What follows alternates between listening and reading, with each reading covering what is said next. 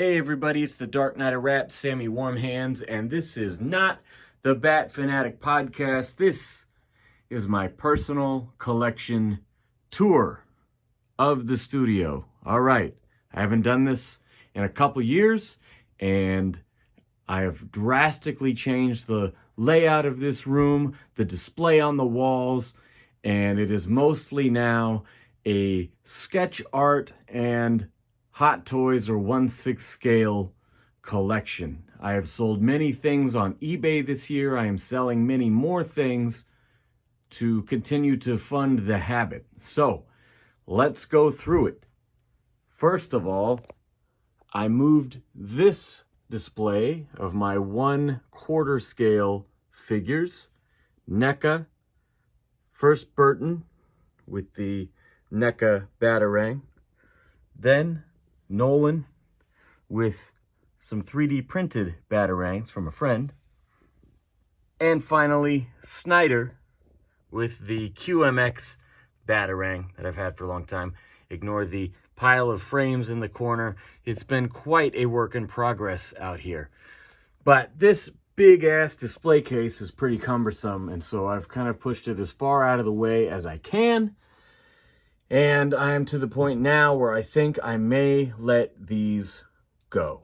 So keep an eye on my eBay store if you've been looking for stuff like this. I even still have the boxes for everything, I believe.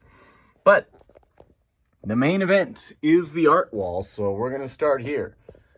This first piece on the left is Enrico Marini, and it is the first example of many on this wall where I consolidated everything. I got many things that would not fit on this wall by making them all the same size. So this was an A4 size sketch that I photocopied onto a blank, as with some of these others that were various sizes, and now they're all the same size and I can fit many more pieces of art on the wall. So this is my first sketch. They're all in chronological order from when they were acquired. Enrico Marini during the pandemic, 2020. Next is Eamon Winkle. That was a bonus sketch given to me as a thank you for picking up a Phantasm, which I have in the living room. Actually, it's not here. Next, we have Warren Lau. That was a gift from a listener of the podcast. It was colored by Alex Sinclair. And next, we have Todd Aaron Smith, who was an animator on Batman the Animated Series, and I actually colored that myself with some Copic markers, just messing around for the first time, and I thought it stood out more than the blue pencils, so that is another photocopy, as well as these next few. That is Joey Lee Cabral on Batman on the DK3 Master Race cover, and next, I have Gotham City Sirens from Tim Shin. This is another one that was just pencils, and I colored it myself to make it stand out on the wall. Sean Murphy here with the Batman sketch on Detective 1000. That was a remark he did for free because I was the first in line at Emerald City Comic Con. This next several items will be from Emerald City Comic Con. It was actually in the front of my Harley Quinn White Knight hardcover, and I, can't really display the inside of a book, so again, I made a photocopy of it. I actually photoshopped out the background of it and slapped it on a blank. So, here are some more from Emerald City Comic Con. We have Punchline by Mirka and Dolfo, colored by Alex Sinclair. We have a jam piece that is from later that same day. I came back with a blank and paid for a Joker remark from Sean Murphy. And then Katana Collins with the little hyena down there. And Matteo Scalera with the Harley remark up there. Here we have Jim Lee, which was done on a buck slip, as they call it. It's about the size of a dollar bill with the DC logo. I'll show you in a bit. It's on my desk. It's been colored and inked now, but I took a copy of the original and hit it with the high contrast and just put it on this blank so it can be part of the wall, because that is probably my prized possession, or one of them for sure. Had to have it on the wall. This is Joelle Jones. Was a deluxe remark, as they called it. It was just a quick black and white side profile marker sketch, and then she was kind enough to add some color. I would still love to have her fill out the cowl if I ever get the chance to meet her again, but the facial features are just gorgeous. Next here we have John Timms, and I really like the way he did Damien, so I had him do Damien in his style, but with the classic suit. And Ryan Benjamin on Mr. Freeze. All of these still Emerald City Comic-Con. And next we have Andy Price on the Pfeiffer Catwoman. I thought I was going to get a head sketch. He gave me not only a full figure, but with the cats at the bottom as well. I love what he did with the lighting, because you have that blank cover that has the lighting coming off the O and the diamond, and the way it reflects off of the whip is just fantastic. Here we have Manuel Martinez on Clayface. He said he got a little carried away, is what he told me, with all the grimy details in there. I like how that turned out. And then the opposite, from really nasty to really beautiful, this is Wade Von Grawbadger on Batgirl. And I love the rendering on the mask. Again, the lighting is just fantastic. This one is another Tim Shin piece, and it came fully colored, and I love the little white outline, just makes the whole thing pop. This next one was a Rose City Comic-Con. Actually, I should make the demarcation line here. Harley Quinn was a male, I believe, eBay purchase. So Batgirl is the end of Emerald City Comic-Con. There was one more by Courtney Westergaard. Did a brilliant pencil sketch of Margot Robbie's Harley Quinn from the first Suicide Squad movie. But it really can't be seen on the wall. I got everything chronological, and it's all the way at the top, and it just couldn't be seen. So I want to get it inked, and then I'll put it back up in rotation. So this Harley on Detective 1000 is Joe Benitez. I met him Rose City Comic-Con in Portland, Oregon, and that was also 2022, shortly after the Emerald City. Next, these are a couple copies. I have Keaton by Mandy War. Highly recommend that you follow that account. Lots of cheap sketches, even on 11 by 17 at low prices.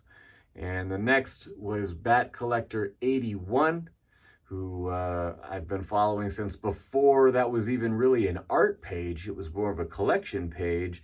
And when he started doing these Burton sketches, I grabbed a Batman one that I'll show you soon, and it came with a tiny little Catwoman as a thank you. So I later, after got tired of that sitting in a box, I decided I'm going to make a copy of that and put it up on the wall so I can enjoy it. So that is another one in my little experiment. This is a Tony Daniel piece that I got this year of Batman on the DK3. It was a actual painted background. It was like an orange painted background, and I photoshopped all of that out and slapped it on one of these, because I just do not have room for all the 9x12s that I have accumulated. Next here is Duke Comic Art with the Ezra Miller, Michael Keaton, The Flash hybrid. I really, really love the detail on this. And following that, I got my first CGC slabs this year, beginning with Sean Murphy's Batgirl sketch. Batgirl, if you don't know, is probably my favorite of his character designs, and I was really happy to find that one on eBay. So some of these that are slabbed, I also can't fit them on the main wall, so I have taken photos, photoshopped them as clean as I can, get the glare out, and put them on my sketch cover wall. This is one of the older pieces in my collection. I believe it was a Christmas present, and it is Jack Nicholson. It's just a print on canvas, but fantastic. One of my favorite shots in that movie. All right, so we're gonna go back this way as it goes chronological. So, starting this year, I went to Washington Summer Con in Puyallup, Washington, and I highly recommend that con. It is kind of a sleeper. It's not as big, but you get some great guests. This battle-damaged Batman is Steve McNiven. It's a Marvel star artist, and he always does these really gnarly, bloody Wolverines. And I asked if he would do one of Batman, and it turned out fantastic.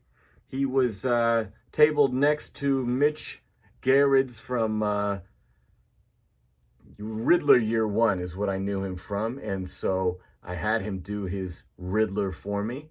And that is a hell of a deal if you happen to see him at a con. I'm actually going to see him again at Fan Expo Portland, which I was given a press pass for the Bat Fam Addict Podcast. So I'm going to go see him again in just a couple weeks. Next, this is a grail for me. My favorite books are Dark Prince Charming by Enrico Marini. I mentioned he was my first sketch. And Harleen by Stjepan Sejic. And I've reviewed both of these on the podcast. And he is not a person who comes to the U.S. Neither of them really are. Since I've been fans of them, the pandemic fucked everything up. So I was very lucky. I just sent a blank to Comic Sketch Art and said, hey, he's going to be at San Diego Comic-Con at the Top Cow booth, with Mark Silvestri and them. If he's doing sketches, I'll pay whatever they ask. I got a great deal on this, and it is my Harleen version of Harley, and totally stoked. Next, another Sean Murphy piece. It is kind of a running joke at this point that I have asked him for As-Bats, and he accidentally drew me an Azrael and was apologetic, and I was like, that's okay. And so a friend of mine was working his booth at San Diego Comic-Con and said, hey, you know what? I'm going to get you that As-Bats. And so he asked him for it. It's even written on the tape on the back of the bag and board. And he also drew the classic Azrael in the hood again. So I'm looking forward to telling that story the next time I see him. But for now, I have another Azrael piece, which is still cool. This is Mark Silvestri, Harley Quinn. He charges quite a bit for his sketches and isn't often available to do sketches, yet his remarks are fantastic. That is considered a remark, and I was very, very happy with it. Next, one of my other favorite books is Joker Harley Criminal Sanity. We reviewed it on the podcast this year, and one of the artists, as there are current timeline and flashback artists, that varies a bit in that book, Miko Soyan. And I was able to get his design of the Joker, and this was at Austin Fan Expo this September. Oh, by the way, this Silvestri was a mail-in from Fan Expo Denver, also facilitated by Comic Sketch Art. But yeah, so the next con I attended was Fan Expo Austin, and I went there to meet Lee Bermejo, who then canceled. But while I was there, I was able to get Miko Soyan, and I was able to get another from Mirka Andolfo, this time of Catwoman, and I matched that blue cover with the blue cover she did for Punchline, just for a little consistency there. And then Raphael Albuquerque on Batgirl. All right. Next, I have a CGC piece that I actually got through a CGC Signature Series signing event. And this is one of my favorite artists, Dan Mora, who's doing the whole new Shazam and Batman Superman runs with Mark Waid. And one of my favorite, actually my favorite cover from that whole series is this hybrid character that only popped up for a brief moment that I call Super Bats. I think that's what they called it. but it was just a brief thing where Superman and Batman literally combined to stop some temporary threat. Anyway, really happy with that. This is another photo and a bit of Photoshop to make it work. It was done on a blank, but just to fit it in this mess without the slab. Moving on. This one was also set up by my friend Dave at New York Comic Con. It is another sketch from Enrico Marini. I believe this was his first U.S. appearance, perhaps since the pandemic. It's been a long time, and he was doing a really good deal for New York Comic Con. So I sent the blank to my friend. I worked out the details with Marini directly, and my buddy picked it up, and I am absolutely thrilled with this. I love his version of the character. So well written, and he's such a cool guy. I highly recommend Dark Prince Charming if you haven't read it. And next I have a birthday gift. This was from Frank Kadar, who's a great artist. He does a lot more like Star Wars and other properties, but he did a couple of Batmans on this great vintage yellow cover, and I gave the wink and a nudge to my wife around my birthday, and sure enough, she picked it up for me. This next one is Swamp Thing by Kevin West, and I was not familiar with his work before. This was an eBay find. It was an incredible deal. It's actually a 9x12 piece, highly detailed. I love it so much, and again, to fit everything together, I made a bunch of copies and shrunk them down a little bit onto these blanks. Next to it, coincidentally, I was looking for Bernie Wrightson artwork. He's one of the creators of Swamp Thing, and I came across John Toddleben, who is the inker from Alan Moore's famous Swamp Thing run, and he had done this beautiful, it was like a 14x17 giant Swamp Thing piece, and it was a great deal, and I scooped it up, and then I went, where am I going to put this?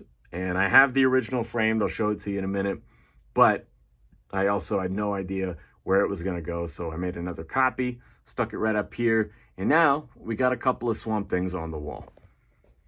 This is the best deal in my collection. It's by Brian Lacey. I found it on eBay for $9.99. I waited till the last few seconds, made my bid, and got that great Riddler sketch for $10. Couldn't believe it. Next, I had just picked up a sketch from Shane Glines, the character designer for HBO's Harley Quinn series. And I'll show that to you in a moment. And at the same time, it was approaching Black Friday, and Big Chris ran a Black Friday sale. And I thought, I remember really liking one of his Harley sketches. I'm going to look and see if it's still there. So I got this thing for a steal, shrunk it down a bit, slapped it on a blank, and it fits on the wall. I believe it was an 8.5x11, if I remember correctly. And now we're getting into new territory. I have given myself limits. I only collect DC, but this year I have started getting into the giant deluxe editions of Sin City, and I've wanted a Frank Miller piece before. I've even paid for one before, and it didn't work out timing-wise. I got refunded, and the opportunity was there. I reached out and I asked for one of his original characters from possibly my new favorite book ever, The Hard Goodbye. And so this is an original, currently unsigned, Frank Miller Marv on a Sin City blank. And I'm going to meet him at MegaCon in February, and they said that he'll sign it for me then. Next up, I have Jason Margot's. This was a Christmas present from my wife. It was a slightly larger piece, also 9x12. And this one I was eyeing on Etsy, and I actually did a brief Photoshop just to see how it would look on a blank. And I thought, oh man, that would go great right next to Frank. So here we go. I have two Marvs, the original and the homage. I love the composition here, the negative space, you know, the brief glimpse of brick wall, all of that stuff looks so good. And then JD Korea did Wendy, I almost called it Goldie, this perfect homage to the exact panel when she appears in The Hard Goodbye. And so I also got that one for Christmas from my folks. That one's on a slab. So this was a photo and Photoshop photocopy scenario, but it was on a blank. I'll show that to you as well. So that is the last blank on the wall. It's quite impressive. I'm so stoked on it. Once I get rid of this display cabinet, it's going to go 4 more there, 4 more there. I'll have 8 more. And yeah, I want to also show you, I have some items that were A4 sizes and they all have backgrounds. And so I thought there's no good way to pull these out and put them on blanks. I am going to leave these ones as is. So with the exception of this one, which is Bat Collector 81, I mentioned he was the artist of this Pfeiffer Catwoman. These 3, Keaton and Bale, are by Australian artist Jamie Johnson. He does a lot of Ninja Turtle stuff and had a bunch of Batman stuff on sale, I don't know, a year and a half ago, something like that. Now this year, I acquired both of these. This is Dave Akins. I've followed him for a long time. He does both very cartoony and very realistic pieces. He got a whole variety of styles. And I thought, man, I've got one blank spot on this wall now after I redid everything. And I had recently seen Doug Mankey, I believe that's how you pronounce his name, post an artist friend of his that was running a sale. And it was J. Rowe Illustrations. I believe it's Joe or Joseph Roberts, I think. But yeah, J. Rowe Illustrations did this beautiful Nicholson. When I got it in person, it wound up having a white border. So I actually just cut some black construction paper and I covered the white, so it kind of fits more with the aesthetic of the wall. Down here, this was also right up there with Frank. This is probably my favorite piece that I received this year. It was an eBay find. Bruce Timm, co-creator of Harley Quinn. The most sought after piece probably in my collection. I've been eyeing his stuff from various sources for a long time and got what I would call a 2020 price in 2023. So paid a lot, probably second most, just behind my Jim Lee and my Frank Miller in terms of cost, but very, very happy with it. And those things go for 2.5 times that amount these days. Next is Laura Braga. This was another pandemic mail-in commission. She's a brilliant Italian artist, and I've yet to meet her in person, but she does fantastic work. And this is the Shane Glines Harley Quinn that I was talking about. The original was actually just barely too big for this legal size frame by the slightest amount. And so I made a photocopy of it. It was originally an orange pencil, and the color copy just did not turn out right. And so I just did a black and white. I think it looks great. I hope to get this one inked and colored, if not by Shane, then by someone else who's competent in that kind of style. And then this was one that I commissioned at the end of last year and received, I don't know, this summer, I believe. This is Mark Huizinga, and my God, I cannot recommend his art enough. Most of what I see on his page is digital, and this traditional piece, when I took it out of the envelope, just knocked me out.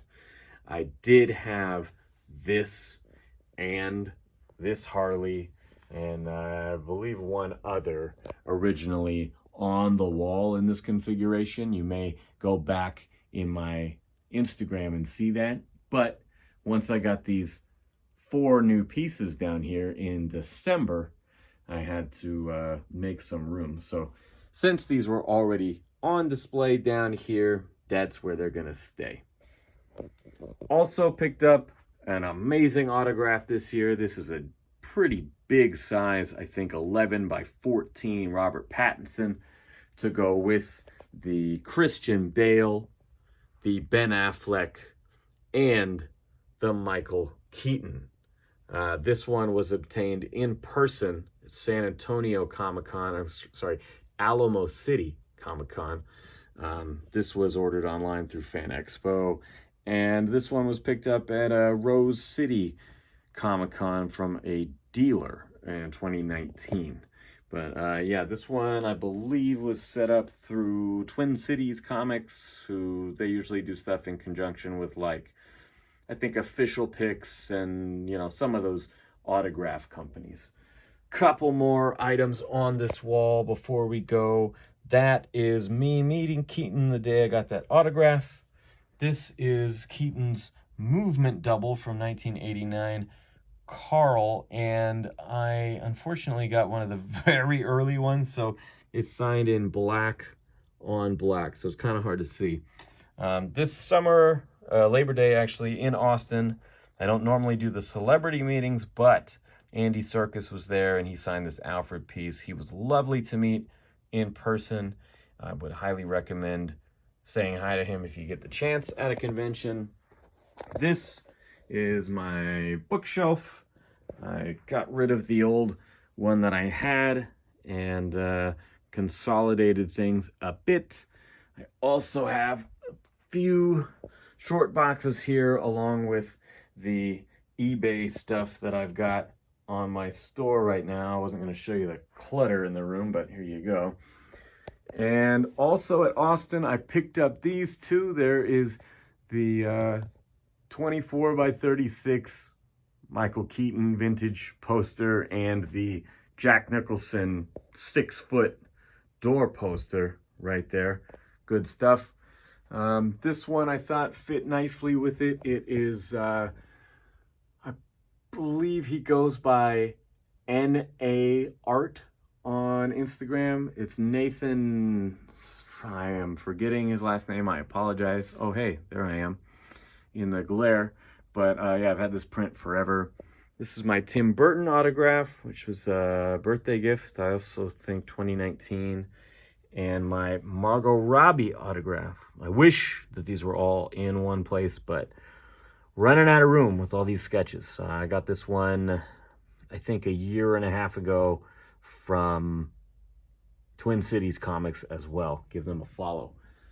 Up here, I cleared off a lot of the various figures and statues. There's still a few things left, but I would expect to see even these figures on my eBay store.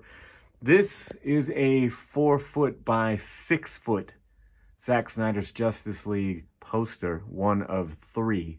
I have the whole trinity. And because I had to take down my 11 by 17s, I'm going to probably pull down this poster and my Superman poster and put back up the autographed 11 by 17s from folks like Jim Lee, Sousa Micah, Sean Murphy, Tony Daniel, and so on. This is the Hot Toys display as it currently stands, and boy, has it grown and grown in the last couple years. I am just amazed by it. Real quick, we've got 89 Burton, 92 Burton, Begins, more Begins, plus that Daft Toys Alfred in the back. I've got Dark Knight Rises, which, by the way, I had a black cloth in the back of these display cases, so you weren't seeing the bottom of the poster all awkwardly there, but I pulled it for my Thanksgiving dinner table. Down here, we've got Snyder. That Ben Affleck in the back is a new one as well. Both Harleys. I'm hoping they do a 2021 version with the red and black. That would be rad. Zack Snyder's Justice League. This is Wonder Woman 84 and the original Justice League Superman, which I just love that suit on the figure. Joker, which I'm hoping for even a third-party Harley Lady Gaga to go with him. And it's only a matter of weeks before my Yan Toys Riddler, or Puzzle Man, has a companion in the Hot Toys Battinson figure. So that pre-order should be here soon. There's the 6-foot Keaton. He's kind of obscured right now behind that. Combined with the retail display from Batman Returns, which is combined with the Dark Knight Rises retail display. And they're just kind of layered on top of each other right now. The studio phones, because this is my recording studio, actually, it's my drum kit and stuff in front of it. There's another 6-foot Batman Returns poster. This one is Pfeiffer. And these are my Batmobiles. And those are about to go as well. Down there is the Mega Eagle Moss animated Batman and Joker with more Batmobiles. I love these, and it took a long time to acquire them, but it's just not the most eye-catching thing in the display. And again, I need the space and the money to continue the collection. Here, these took forever, and I'm not getting rid of them anywhere. This is the Diamond Select Batman the Animated Series Bust Collection. Pretty much all I'm missing is Clayface and Mad Hatter. But yeah, those are amazing, and I want to keep the Eagle Moss figures to go with them. These backgrounds, by the way, are from That Backdrop Guy on Instagram. Fast service, great quality. I want to get 3 more for the other side, but I have not yet. These are just a couple random pieces, Funko Pops, in the 31-inch Big Figs from Jakks Pacific, as well as a couple smaller statues that I have not gotten rid of yet, but pretty much all my odds and ends have gone away. This being the other 4-foot by 6-foot Snyder Cut poster of Henry Cavill. A great fucking shot. This is a piece of production art from Baby Doll, the episode of Batman the Animated Series. And it's something that I think is super cool, but I also kind of want to get it inked. It's a weird size, so that's why it's matted and framed like this. But yeah, I don't know exactly what to do with it, but it's a piece of Batman history there. These are my autographs. They fluctuate from time to time as I change out what's in the box and what's in the frame. But we've got Frank Miller, Jeff Loeb, which is new, Tim Sale, R.I.P. Never got to meet him, unfortunately. Another Jeff Loeb. I got that one myself, and the 3 Jim Lee, Scott Williams, Alex Sinclair were obtained by my friend Dave. Jeff Johns, that was a good one. I'm going to finally meet him for real at MegaCon, as well as the artist Gary Frank. Earth One, if you've listened to the podcast, is one of my very favorites. Down here, Snyder and Capullo. I met them at Washington Summer Con 2022. And here I added Raphael Albuquerque, who did this variant, to the Eddie Barrows James Tynan IV autographs. There's another Raphael Albuquerque, and then a Joel Jones with colorist Laura Allred. And on the other side of my door, we have Natalie Sanders, who's also going to be at MegaCon. I'm so excited for that. So is Micah, who I just got on her commission list, only to find out that it was only digital commissions. So I took myself off of it. Hopefully, I'll be able to get a Catwoman sketch cover from her in the future. This is an autograph, Stepan Sejic Catwoman variant, the Harleen artist I mentioned before. This is Clay Mann here, the Batman Catwoman, who did the Tom King Black Label run, and I love the artwork in this run. I commissioned a Phantasm from him at San Diego by mail, and it has not been completed yet, but he tells me once he finishes his deadline this week, end of December, that he'll be back on it. So I'm hoping, maybe, fingers crossed, I can pick it up at Fan Expo Portland, where he will be appearing. Next, we have Nathan Zerdy, who uses one of my Instagram friends, Lainey Fenney, as a reference model. And so this was one of my favorites of his. I thought it went really well. Next to this Warren Lau, I've got a few of his pieces. As I mentioned, a Harley sketch up there, just a Sharpie sketch, but his photorealism stuff is just insane, and these look really nice together. I showed you the quote-unquote remark of Harley Quinn from Mark Silvestri.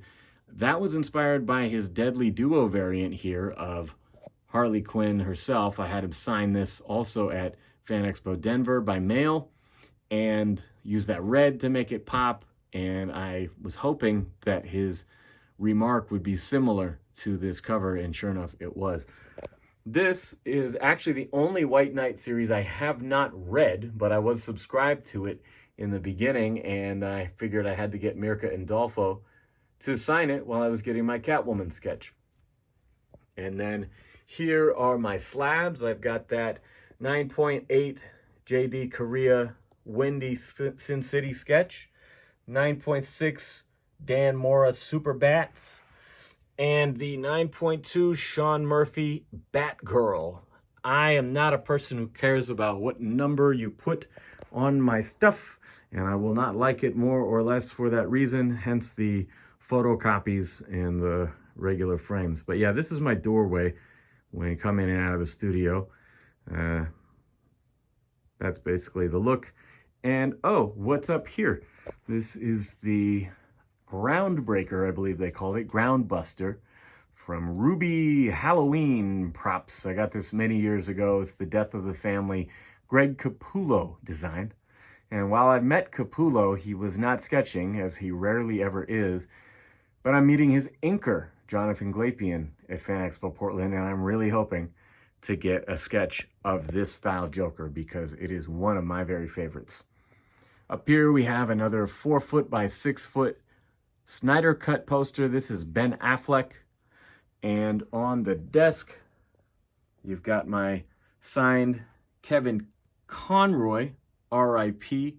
I got this via Instagram Live. He and Tara Strong were doing a signing during the pandemic, and I got a personalized message from him, even though I never got to meet him. So I have this, as well as the intro he did for the podcast, along with Lauren Lester, Tara Strong, and Troy Baker. So check that out on the Bat Fam Addict Podcast. And then over here, I have the finished Jim Lee. Got this about, I don't know, 2 years ago now, the pencils. I think it was 2021, Emerald City Comic Con, with just a few little inks on there. And then I sent it away a few months later to Rocket Comics for Scott Williams and Alex Sinclair to ink and color. So that's the finished Jim Lee buck slip, as they call it. And up here, ooh, I'm gonna have to move to show you these things. So real quick, this is the John Toddleben gigantic convention sketch of Swamp Thing. This is in my secret lab chair. Let's see if I can move and get any better light here, but yeah, it's on brown paper. It's kind of brittle in its old age. It actually tore a little bit when I was taking it out of the roll, but what an amazing piece. And actually, on the ground here, I don't have a place for this yet because it didn't fit in the frame, but this is the Orange Pencils by Shane Glines, one of the creators of the Harley Quinn animated series, student of Bruce Timm. And yeah, that was an amazing piece to get. Had to take down some posters because I just simply do not have room for things anymore. So they're leaning on my amps until I can take them to storage. But yeah, last couple things. We've got the Francesco Francavilla, The Batman poster. Love that. That's from Mondo, I believe. And the Batman the Animated Fan panoramic shot. I had to custom frame that, just cutting and resizing. This is all the main characters on Batman the Animated Series. The guy's name is Simon, and he does tremendous Bruce Timm homages. And this is another retail display from BVS. It's full size, life size. It's kind of obscured right now by a couple other cutouts that I have. Yes, I love Christina Aguilera and the Ninja Turtles. And the last piece, if I can get rid of that glare, here we go, is a rare promotional poster for Catwoman When in Rome, which is my favorite of the long Halloween series.